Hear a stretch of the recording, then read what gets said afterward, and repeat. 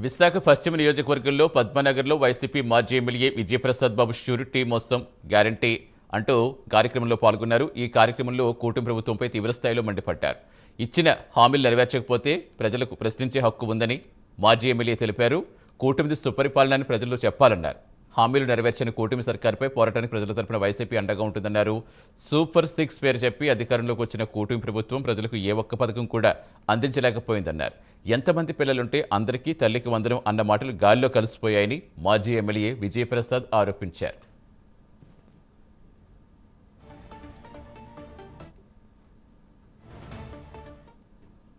జగన్మోహన్ రెడ్డి గారు అధికారంలోకి వచ్చిన తర్వాత 32 లక్షల పట్టాలు, ఇళ్ల పట్టాలు పంపిణీ చేయడం జరిగింది ఈ రాష్ట్రంలో.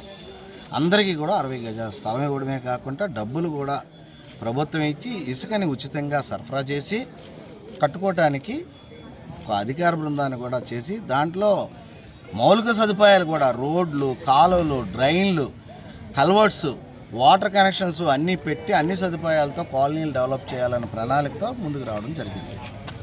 మరి 2024లో ఏం జరిగిందో మీకు తెలుసు. మనం ప్రభుత్వం అధికారం కోల్పోయాం. మరి ఈరోజు కూటమి ప్రభుత్వం మరి దాన్ని కంటిన్యూ చేయాల్సింది పోయి ఆంక్షలు విధిస్తూ మీకు ఆ లోపాలు ఉన్నాయి, ఈ లోపాలు ఉన్నాయి, మీకు దొంగ పట్టాలు ఇచ్చారు, మీరు అర్హులు కాదు, మీరు అనర్హులు అని చెప్పి బెదిరిస్తున్నటువంటి పరిస్థితులు ఈరోజు మీటింగుల్లో ప్రజలు మా ముందు తీసుకొస్తున్నటువంటి విషయం. మీ ద్వారా ప్రజలకు చెప్పేది ఒకటే, మీరు ఎవరికీ భయపడాల్సిన అవసరం లేదు.